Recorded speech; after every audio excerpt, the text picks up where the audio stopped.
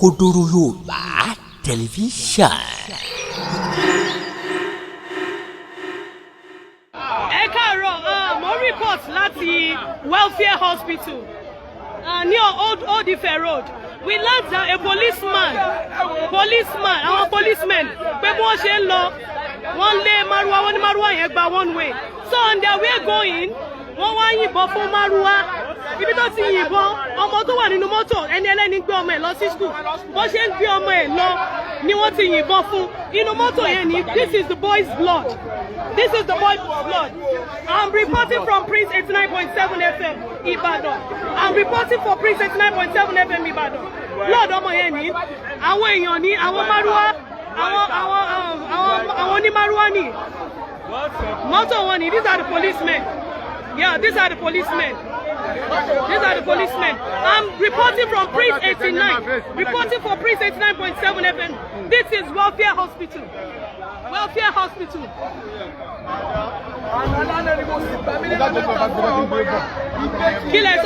I need to see that boy. Ẹjọ́ ta ni kíní yẹn ṣojú ẹjọ́ mo need that interview. Àwọn olóṣojú wọn. Uncle, please, can you say something? Ẹjọ́ ta ló lè bá mi sọ̀rọ̀ kí ló ṣẹlẹ̀? Okay. Ọlọ́pàá ló yìnbọn ẹgbẹ̀wọ́. Ọlọ́pàá Nàìjíríà.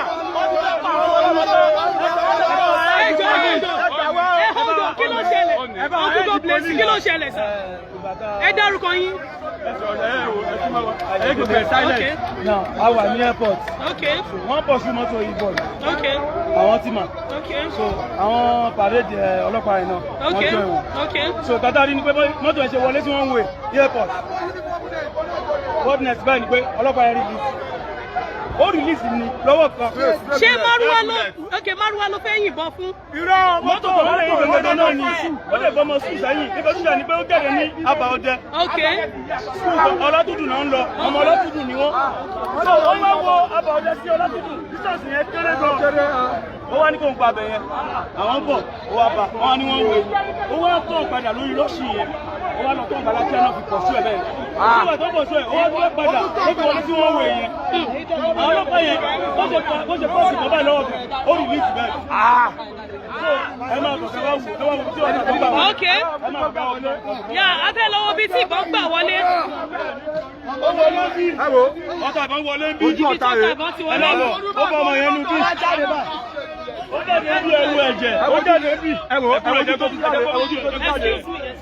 Ó jáde bẹ́ẹ̀ yẹn. Ẹ wo ibi tó ti jáde, ó ní ọ̀rọ̀. Ibi tó ti jáde ní ọ̀rọ̀.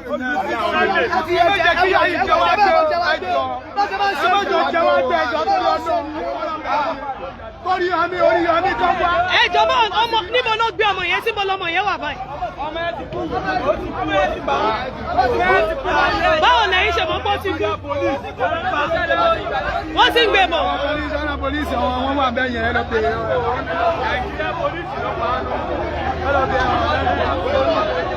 Good morning, sir. Ẹ káàárọ̀ sir. Ẹ káàárọ̀ sir. Good morning, sir.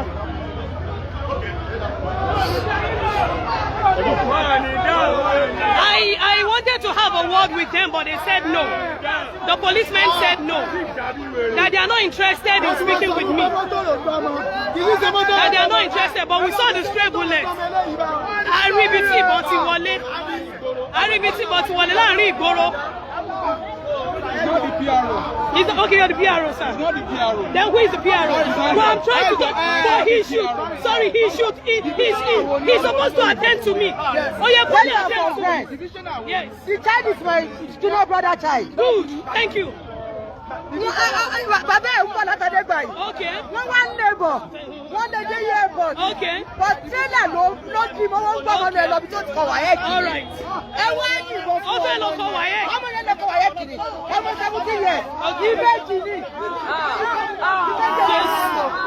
Ẹ wá pàtó lọ. Ẹ wá yìnbọn fún. Ẹ wá yìnbọn. yìnbọn fún ẹ wá pàtó nù wọn àwọn ọlọ́pàá bá bí wá dé ọmọ nù wọn àwọn ní ọgbà tó dáa kí ọmọ yìnbọn pààyàn ẹni pé ẹ̀yin kọ́ bí alábàtà ló ti wá ẹlẹ́lẹ́bàtà kò ní tẹ̀sán ló ti wá wọ́n wá ní kí ló dé tí wọ́n wá lọ di bọ́ ìyẹn mú tó wà ní mọ́tò tó jẹ́ dráìfà tó lẹ́yìn tó ká ti sá lọ káwọn máa pa òun náà ẹ wá ní kó máa sá lọ ó fẹ́ wọ police station airport ọjọ́ wọlé ó wà lọ́jọ́ wọnú airport lọ́rùn ẹ wá ní mọ́tò náà ní kẹ́yìn wá rescue kẹ́sì ẹ̀mí mọ́tò náà ní kẹ́yìn wá rescue lórílẹ̀-èdè Nàìjíríà lórílẹ̀-èdè Nàìjíríà lábẹ́ òfin ọlọ́pàá kájíní mọ́tò náà ní kẹ́yìn wá rescue wọ́n sọ fún mi bá àdúgbò ìgbéyàn kí sẹ́mi èèyàn. Sir, you were saying something right now. You said you're not a dókítà tó gbé wọn yẹn wá ní dókítà tó gbé wá ní Doctor, please. ọ̀nà àwọn náà ní nǹkan lórí. Sorry, doctor, I need to speak with you, please. Hold on. Just hold on. Ejaka Nisuru. This is the doctor that brought the boy here. This is the boy. This is the doctor. Doctor, what happened? Please, I need to have a word with you. It was a straight bullet. Okay.